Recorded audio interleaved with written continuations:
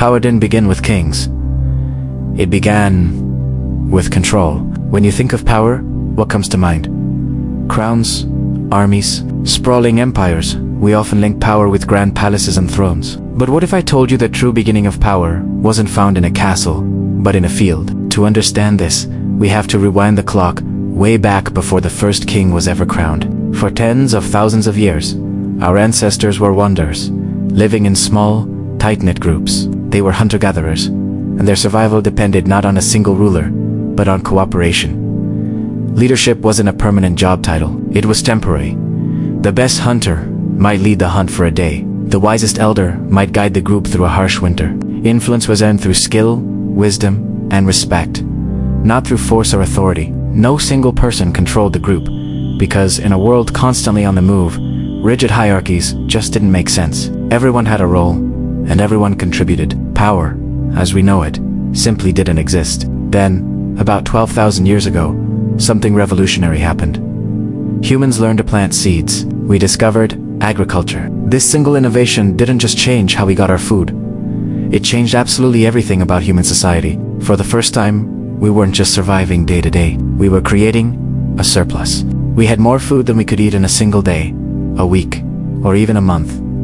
This surplus was a gain. It meant we could finally stop wandering and settle down in one place. But this new abundance came with a new set of problems. Where do you keep all this extra food?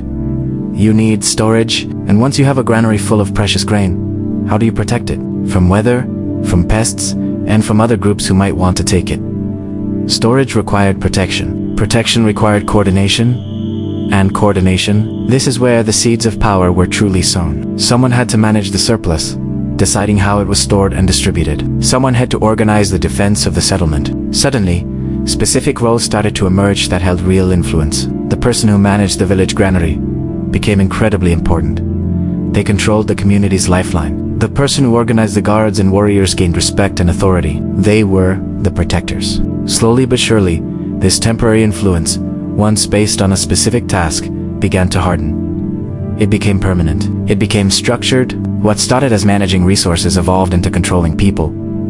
This is the critical shift. Power was no longer fluid and temporary. It became fixed. The first villagers grew into towns, and towns into cities. And with them grew more complex systems. We built temples, and the spiritual leaders who claimed to speak for the gods held immense sway over people's hearts and minds. Land, once a shared resource for everyone, became private property. Owning land meant you controlled the means of production, the very source of wealth and survival. This created a divide between those who owned and those who worked. To manage these complex societies, we invented another powerful tool, writing. With written laws, rules were no longer just spoken traditions. They were codified, permanent, and enforced by an authority. Laws defined who had rights, who owned what, and what the punishments were for breaking the rules. These systems of food distribution, religious belief, land ownership, and the law worked together to concentrate power into the hands of a select few. So you see, civilization didn't invent power. The instinct for influence and social order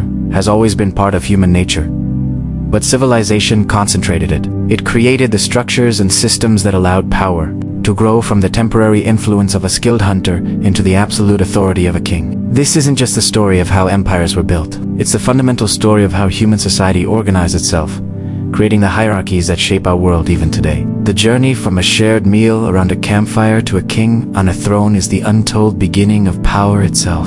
The first topic is before permanent authority. Have you ever wondered why we have governments, kings, or presidents? Where did this idea of permanent authority even come from? For most of human history, things were radically different. Let's take a trip back in time, way back, before cities, before empires, before even the first villages. Imagine a world where human societies were small, constantly on the move. Think groups of maybe 30 to 50 people wandering across vast landscapes, following the seasons and the herds of animals they hunted. In this world, the idea of a single person ruling over everyone else just didn't exist. It wouldn't have made any sense. So, who was in charge? The answer is it depended on the situation. Leadership was temporary and based on skill. If the group needed to hunt a massive mammoth, who would lead? Not a king, but the most experienced and skilled hunter. This person knew the animal's behavior, the best strategies, and how to coordinate the team. During the hunt, their word was law. But once the hunt was over and the food was shared, that special authority dissolved. They went back to being just another member of the group. What if there was a dispute between two families? They wouldn't go to a courthouse. They'd probably seek out the wisest elder, someone known for their fairness, good judgment, and deep knowledge of the group's traditions. This elder would listen to both sides and offer guidance, mediating the conflict. Their influence came from respect, not force. People listened because they trusted their wisdom, not because they feared punishment. This is the key. Power in these early societies was fluid. It was earned, not inherited. It was based on persuasion, reputation, and proven ability. A leader's influence lasted only as long as they were effective and respected by their peers. They couldn't just boss people around for no reason. And what if someone really didn't like the leader's decision? What if a disagreement became too serious to resolve? There were no prisons, no police force to compel obedience. The ultimate safety valve was simply walking away. A person or family could just pack up their few belongings and leave to join another group or start their own. This constant option of voting with your feet was a powerful check on anyone who might get a little too bossy. The group's survival depended on cooperation, and a leader who alienated too many people would soon find themselves with no one left to lead.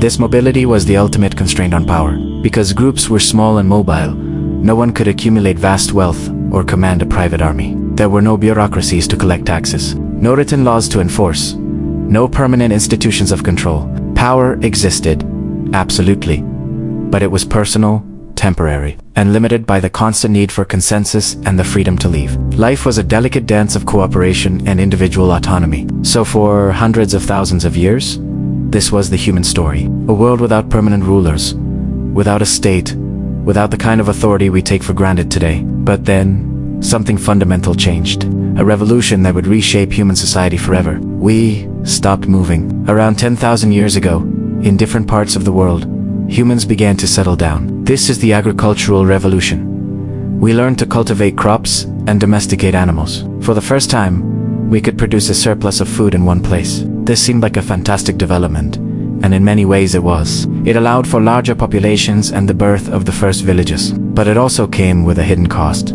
It chained us to the land. When you're a farmer, your wealth is your field. It's the crops you've planted, the irrigation you've built, the grain you've stored. You can't just pack up your field and walk away if you have a disagreement with a neighbor. Your investment is literally rooted in the ground. That ultimate safety valve of mobility was gone. For the first time, people were stuck together, for better or for worse. And this created a whole new set of problems. With more people living in one place, disputes became more common and more complex. Who gets the water rights from the river? What happens if someone's goats eat their neighbor's crops? How do we defend our stored grain from raiders? The old ways of informal situational leadership weren't enough to handle these new, larger-scale challenges. This is where we see the seeds of permanent authority being sown. In these early agricultural settlements, a new kind of leader began to emerge. Maybe it was the head of the most successful farming family, the one who controlled the largest grain surplus. They could use that surplus to support others during lean times, creating obligations and dependencies. Or maybe it was a charismatic spiritual leader who claimed a special connection to the gods, a person who could intercede to ensure a good harvest. They offered a sense of order and predictability in a world that was still very uncertain. These new leaders had something their predecessors never did: a captive audience. People couldn't just leave. The cost was too high. So they had to find ways to live together. And that meant accepting new forms of organization and eventually new forms of control. Slowly, over generations, these roles began to solidify. The temporary leader became a permanent chief. The chief's son, having grown up in a position of privilege, was more likely to become the next chief. Power started to become hereditary. To manage the growing complexity, the chief needed assistance. Specialists emerged to manage the granary, to organize labor for building projects, to lead warriors in defense of the village. This was the birth of bureaucracy. To legitimize their rule, these new leaders often merged political and religious authority. They weren't just the richest or strongest. They were the chosen ones, the descendants of gods, the high priests. Their right to rule was presented as a divine mandate, not something to be questioned by ordinary mortals. Grand tombs were built, elaborate rituals were created, and monumental architecture reinforced the idea that these rulers were different, set apart from everyone else. And with that, the world was irrevocably changed. We went from small, egalitarian bands of equals to large, stratified societies with a permanent ruling class. The state was born, with its armies, its laws, its taxes, and its prisons. The limited, temporary authority of the hunter-gatherer world was replaced by the centralized, coercive power of the chief, the king, the emperor.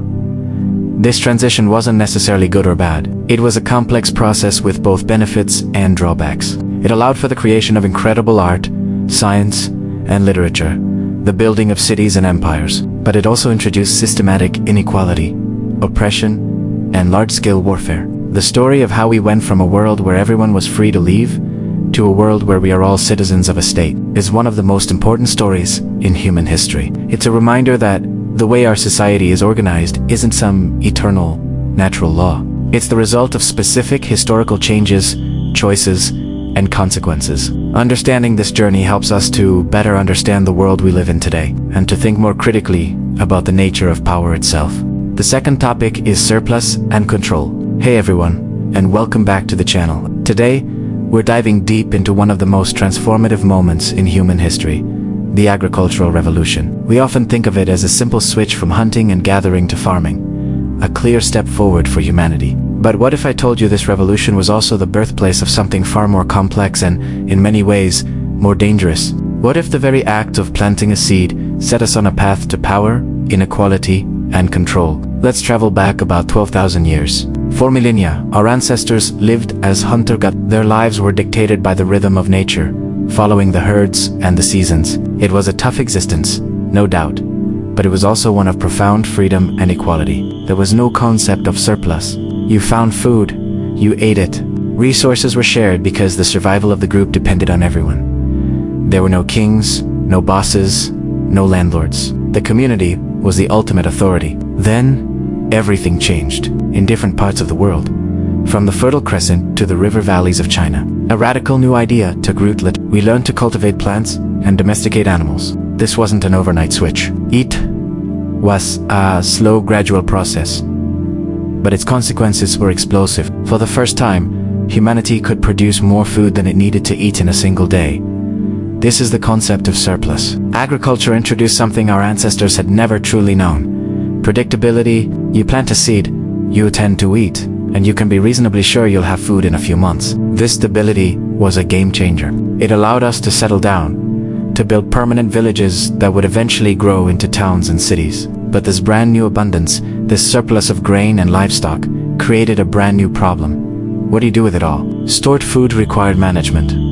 Think about it. You've just harvested a massive amount of wheat. You can't just leave it lying around. It needs to be protected from rain, from pests, and from other groups who might want to take it. It needs to be stored in a granary. And most importantly, someone has to be in charge of it. This is the critical turning point.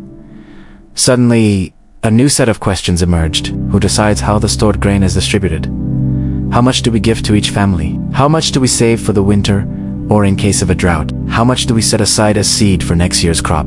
And who organizes the labor needed to build and maintain the irrigation canals that water the fields? The person, or the small group of people, who answered these questions, who controlled the granary, effectively controlled the community's lifeline. Control over the food supply became control over survival itself. The individual who managed the grain storage or the complex irrigation systems wasn't just an administrator. They held immense influence. Their decisions could mean the difference between a community feasting or a community starving. For the first time in our history, individual survival became tied not just to your own skill or the luck of the hunt, but to centralized decisions made by someone else. Power began to shift. The old model of shared cooperation, where the group made decisions collectively, started to erode. It was replaced by a new model, structured authority. This is the origin of the social hierarchy. The big man, the chief, the priest. These new roles emerged from the need to manage agricultural surplus. If you controlled the food, you could demand tribute. You could fund a personal guard to protect the granaries, and in doing so, you created the first semblance of an army. You could support artisans, builders, and thinkers who weren't directly involved in food production, leading to specialized labor. But you also created a class of people who worked the land but didn't have final say over the food they produced. This new power structure wasn't necessarily born out of malice. It likely started as a practical solution to a logistical problem. A respected eldam might be chosen to oversee the harvest because they were wise and fair. But over generations, this position of trust could harden into a position of hereditary power. The manager's family becomes the ruling family. The granary guard becomes the royal guard. The community's storage shed becomes the king's treasury. The consequences were profound. Land, which was once a common resource for all, became private property. People were no longer free to roam. They were tied to a specific plot of land, often working for a landowner in exchange for a share of the crop and protection. This created a permanent division between the haves and the have-nots, the rulers and the ruled. The seeds of farming gave rise to the seeds of inequality. Think about the psychological shift. In a hunter-gatherer society, your sense of security came from your community and your knowledge of the natural world. In an agricultural society, your security came from your relationship to the person in power. Were you in their good graces? Did you pay your taxes on time? This dependence fostered new social dynamics of loyalty, obedience, and, of course, rebellion. And this dynamic didn't just stop at the village level. As populations grew, villages competed for the best land and water resources. The same authority that managed the surplus internally could now direct the community towards external conflict. The leader who could guarantee a full granary was also the leader who could wage a successful war to seize more land. The control of surplus food became the engine of organized warfare.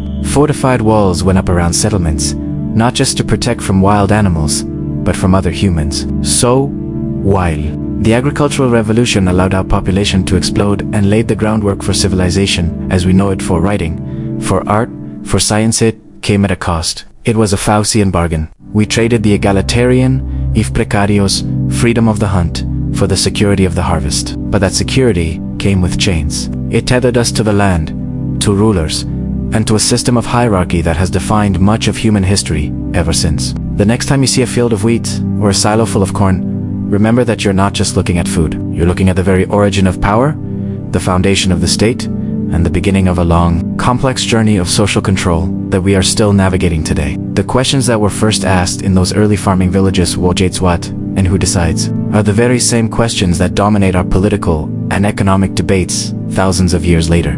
The third topic is from influence to authority. Ever wondered how we went from small, tight-knit groups to sprawling empires with kings and queens? How did someone go from being the best hunter to a ruler whose word was law? Let us dive into one of the most fascinating transformations in human history. The journey from simple influence to institutional authority. Picture this. Early human settlements, maybe just a few families. Who's in charge? Probably the person who's best at finding food, the wisest elder, or the bravest warrior. Their leadership is temporary, based purely on skill and respect. If they stop being useful, their influence fades. It's a very direct, very personal form of leadership. But what happens when that small settlement starts to grow? What happens when it becomes a town and then a city? Suddenly, you're not just dealing with a few dozen people you know by name. You're dealing with hundreds, even thousands. The old way of doing things just doesn't work anymore. You can't just casually decide where to hunt or when to plant crops. Life has become much more complex. This complexity is the very soil in which the seeds of permanent authority are planted. Think about the challenges. A growing population needs more food, which means organized agriculture on a massive scale. You need irrigation systems, granaries to store surplus grain, and someone to manage the distribution so that nobody starves, especially during a bad harvest. This isn't a job for a temporary leader. It's a full-time logistical nightmare. Then there's defense. As your settlement becomes more prosperous, it becomes a target for others. You need walls, watchtowers, and an organized militia. Who's going to plan the construction? Who will train the soldiers and command them in battle? These are life or death decisions that require a consistent, long-term strategy. You can't just pick a new leader every other week. A stable command structure becomes essential for survival.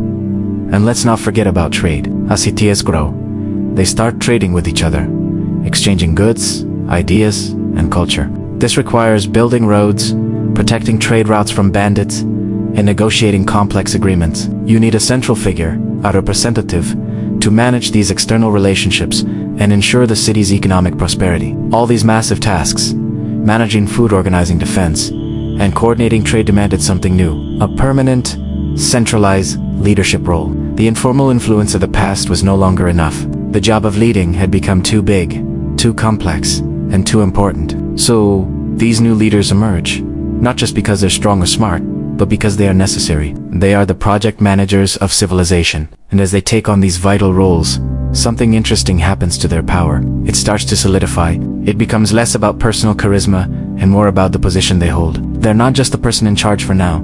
They are the leader. This shift is crucial. And to make their position even more secure, they start acquiring symbols of power. They get titles, chief, governor, lord. They live in bigger houses, wear special clothing, and are surrounded by attendants. These aren't just perks. They are visual cues that separate the ruler from the ruled, reinforcing their special status. Over time, another powerful idea takes hold. Inheritance. If a leader has proven effective, wouldn't their children, raised and trained by them, be the best equipped to take over? This line of thinking creates dynasties. Power is no longer earned through skill in every generation. It's passed down through bloodline. This provides stability and a clear line of succession, avoiding the chaos of a power vacuum every time a leader dies. Authority was becoming an institution, a structure that existed independently of the person holding the office. It was no longer about who you were, but what you were: the king, the pharaoh, the emperor. To cement this new reality, leaders tapped into the most powerful force in human society: religion. What if the leader wasn't just chosen by the people, but by the gods themselves? This concept of divine right was a gift. By aligning political power with sacred authority, rulers elevated their status to a whole new level. They weren't just managers, they were divine agents on earth.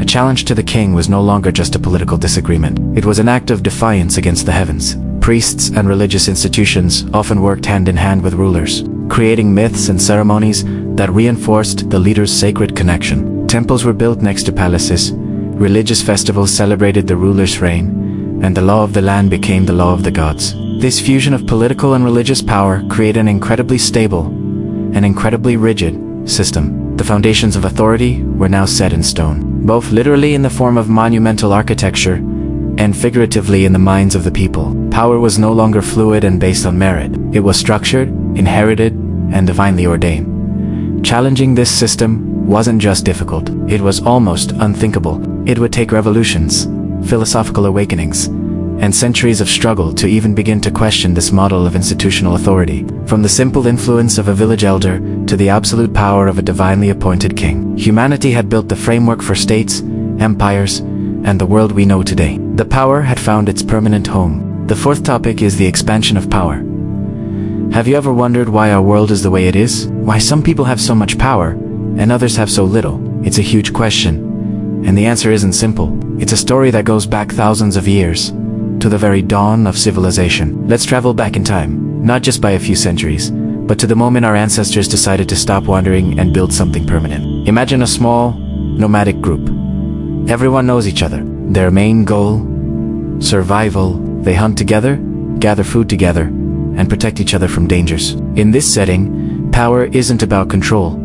It's about competence and trust. The best hunter might lead the hunt. The wisest elder might decide where to camp next. Power is fluid, shared, and earned through respect and practical skill. It's a tool for the group's survival, not a means for one person to dominate another. Everyone has a role, and cooperation is the key to making it to the next day. This was a state of humanity for tens of thousands of years.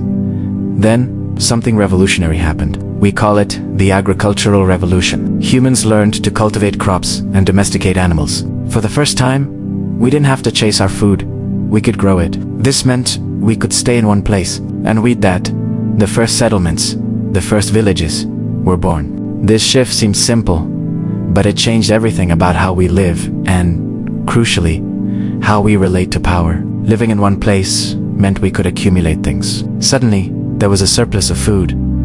You could store grain for the winter. You had a permanent home, tools, and livestock. This created a new concept: property. And with property came the need to protect it. Who gets the extra grain? Who owns that fertile patch of land by the river? These questions didn't really exist in nomadic societies. Now, they were central to daily life. As villages grew into towns, and towns into the first cities, life became more complex. You no longer knew everyone personally. New challenges arose. How do you manage a water supply for thousands of people? How do you organize a harvest on a massive scale? How do you defend your city from raiders who want to steal your hard-earned surplus? The old, informal ways of making decisions no longer worked. You needed organization, you needed structure. And with structure, a new kind of power began to emerge. This is where we see the birth of formalized leadership. Someone needed to be in charge of organizing these large-scale projects. Perhaps it was a council of elders, or a particularly charismatic leader who could rally people. They weren't just leading a hunt anymore. They were managing a society. They directed the building of irrigation canals, organized granaries, and planned the city's defenses. In return for this organization and security, people gave these leaders authority. Power was no longer just about practical skill. It was about the ability to command and organize others. It was becoming centralized. And with structure came ambition. Cities weren't just cooperating anymore. They were competing. That city over the hill has more fertile land. That one controls a key trade route. The desire for more resources, more land, and more security fueled a new kind of conflict. Armies were formed, not just for defense, but for expansion. Power sought growth. It was no longer enough to just survive. The goal became to thrive, often at the expense of others. The more territory a city controlled, the stronger its authority appeared, both to its own people and to its rivals. This created a cycle.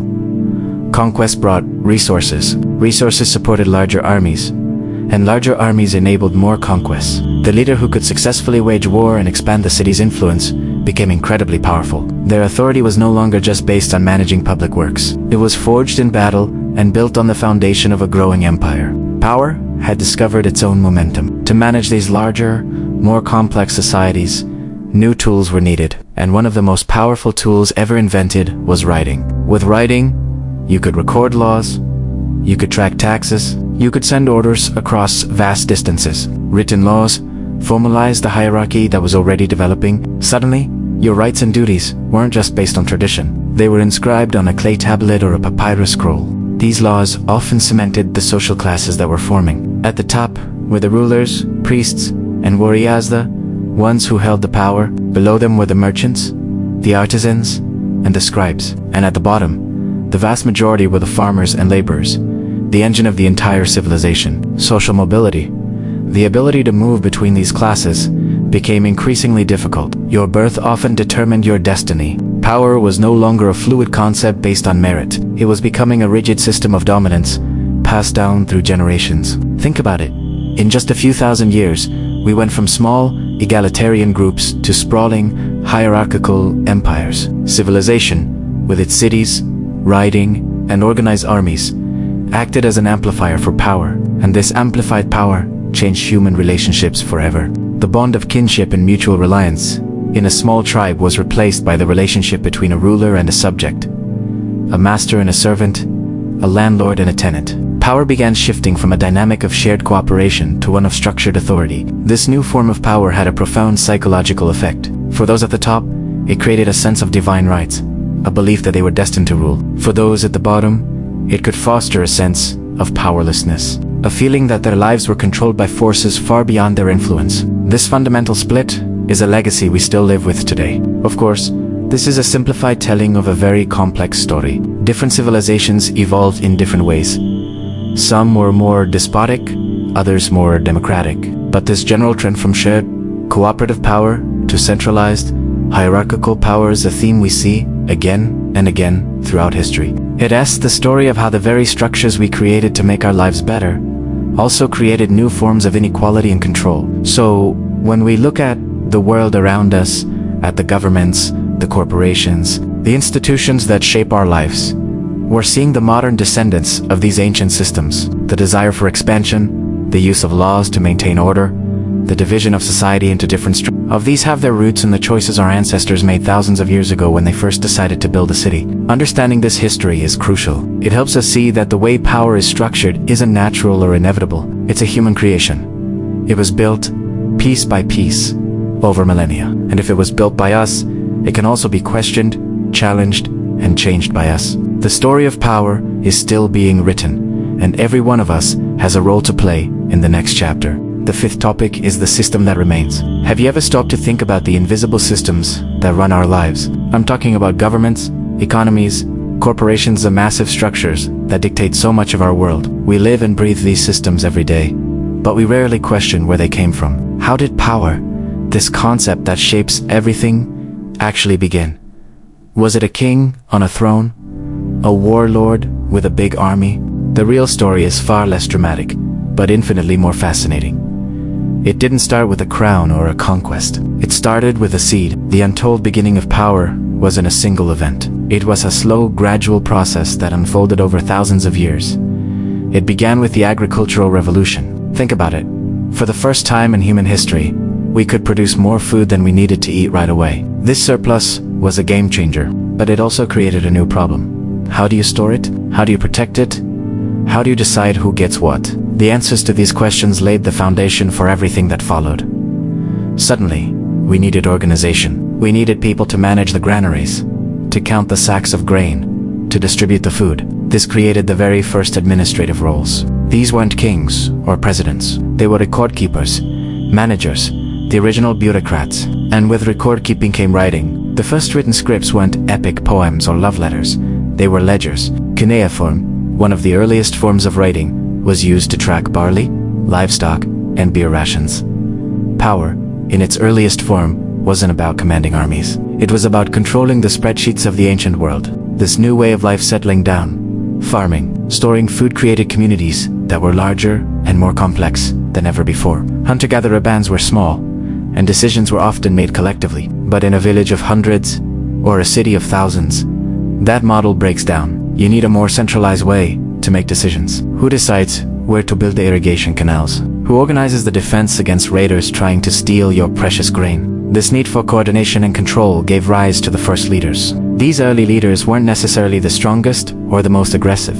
Often, they were the ones who could persuade others, who could organize large groups, or who claimed a special connection to the gods. Religion played a huge role here. Priests and shamans, who could supposedly interpret the divine will or predict the seasons, held immense influence. They could justify the authority of a leader by declaring them chosen by the gods. This divine right made questioning their power not just a political act, but a spiritual one. The temple and the palace became intertwined, one reinforcing the other. So, power wasn't seized in a single, violent coup. It was accumulated, bit by bit. It grew out of the practical needs of a complex society. Storing grain led to administration. Administration led to writing. The need for large-scale cooperation led to leadership, and the need to legitimize that leadership led to ideology and religion. Each step seemed logical, even necessary, at the time. No one sat down and designed a system of inequality and hierarchy. It just happened. It emerged from countless small decisions made by people trying to solve everyday problems. And once these structures were in place, they became incredibly difficult to change. Why? Because systems of power are those in charge have a vested interest in maintaining the status quo. They create laws, institutions, and cultural norms that reinforce their position. They control the resources, the information, and the legitimate use of force. Think of ancient Egypt.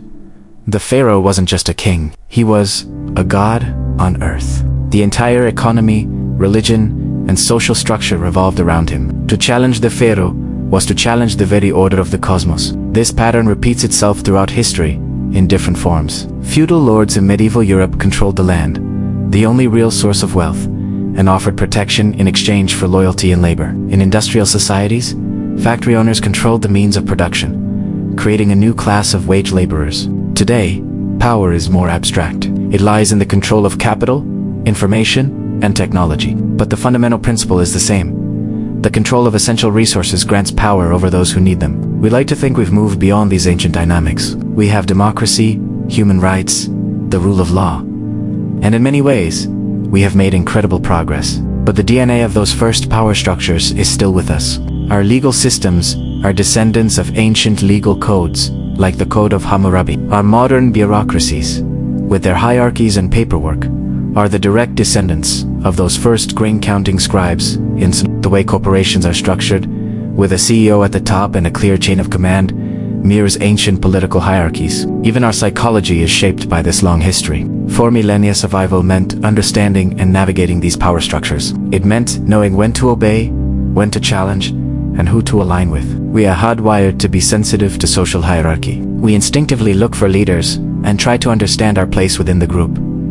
This isn't a flaw, it's a survival trait passed down from our ancestors who lived in these newly structured societies. The most fascinating part is how we internalize and accept these systems. We often see them as natural or inevitable. The idea of a 9-to-5 workday, of national borders, of paying taxes days, are all relatively recent inventions in the grand scheme of human history. Yet we treat them as fundamental truths of existence. We rarely step back and ask, does it have to be this way? The system that remains is powerful, not just because it controls armies or economies, but because it controls our perception of what is possible. But understanding the origin of power also gives us a path forward. It shows us that these systems are not natural laws, like gravity.